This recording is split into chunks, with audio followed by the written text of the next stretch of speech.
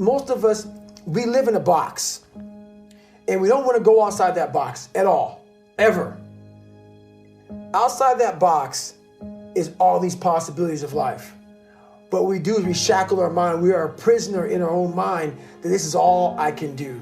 This is all I'm good at.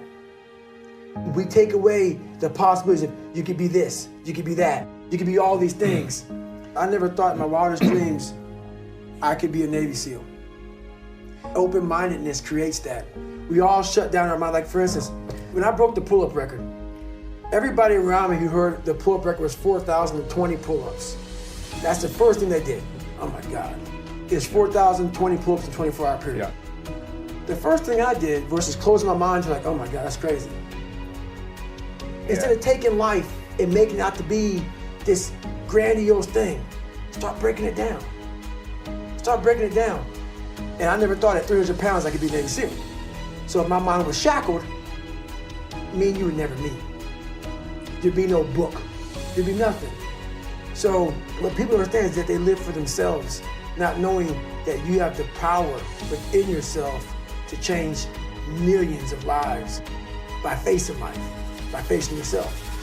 And through that, I would die never knowing that I had the power to change millions of lives. God put me in a very interesting spot of life where He made hell my teacher. He made hell my teacher. And a lot of people don't understand that. So I'm trying to give people a different thought process of life where failure, hell, disappointment, discomfort is a great learning tool. And many people don't understand that. And a lot of people won't even understand this interview when we get done with it. But it's these few moments in life that you have. Like for me, I always talk about it. Rocky 1, round 14. That 1 2-minute and 13-second clip of Rocky getting up when Apollo knocked him down. That one clip, when I was going through a very bad time in my life, I saw what I wanted to be. And it wasn't a guy that won. It wasn't a guy that won everything he did. It was a guy that kept getting up after being knocked down. So I realized if that 2 minutes and 13 seconds changed my life, that's all it was. I saw something that I needed to be in the world I was living in. Maybe my story will give someone the 2 minutes and 13 seconds they need to change their life. Millions of people live in a very comfortable place. That's fine. Don't listen to me. A lot of people are looking for that 2 minutes and 13 seconds. And I might be that person. So I know how it is to be alone. You have to be able to flip alone on top of his head. I gained a lot of strength from having a sewer mentality. And what a sewer mentality is how many people can make it out of the sewer alone? With no coach, no trainer, no one to guide you, no one to mentor you, just having a straight up killer mentality, having a warrior mindset, having a round 14, I'm gonna get up mindset. And you have to learn to flip that loneliness into like total like power. And that's what I was able to do. I was able to like, you know what? If I can come out of this sewer that I'm living in my mind, if I can overcome all these things by myself, how much strength will I gain from this? And you gain a ton of strength from it. So that's how I looked at my life growing up. I stopped looking at all the bad things that life handed me. And I started looking more as the ultimate training ground for where I want to go. My most inspirational time is when I was 300 pounds and I was trying to lose weight, and I was having all these self-talks, trying to find strength all over my brain. So you start to have these different mantras, like almost every 3 or 4 seconds a different mantra comes up. And just there's a lot of power in that from being that underdog mentality. And whenever I go out to work out, it's not like I'm David Goggins now, 44, I've achieved a lot. Every time I go out to work out, I'm that 300-pound guy spraying for cockroaches, nothing. Because if you think that way, you can only achieve the best.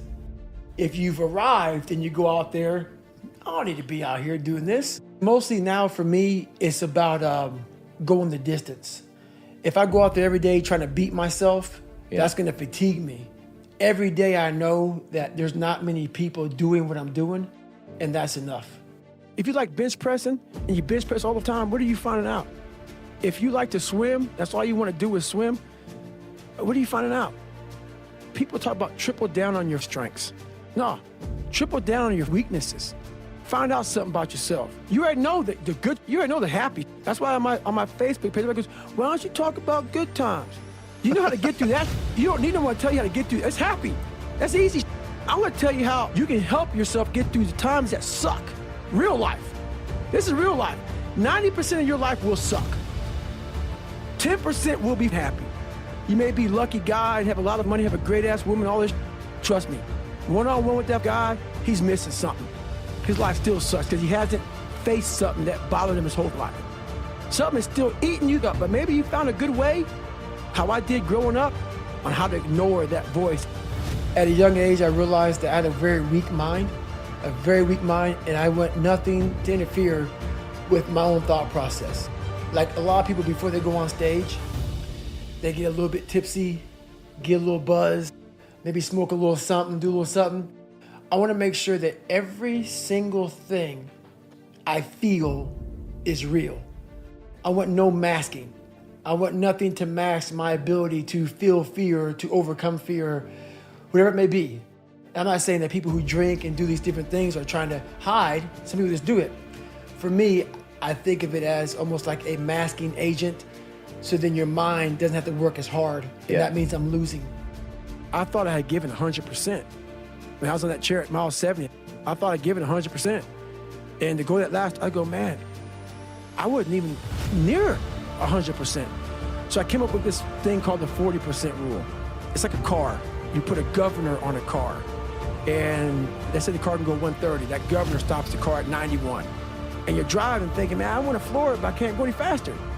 We do that to our brain. We put a governor on our brain. It's like we feel pain, discomfort, suffering, all those words that we hate to say because we have this happy, peaceful world we live in now.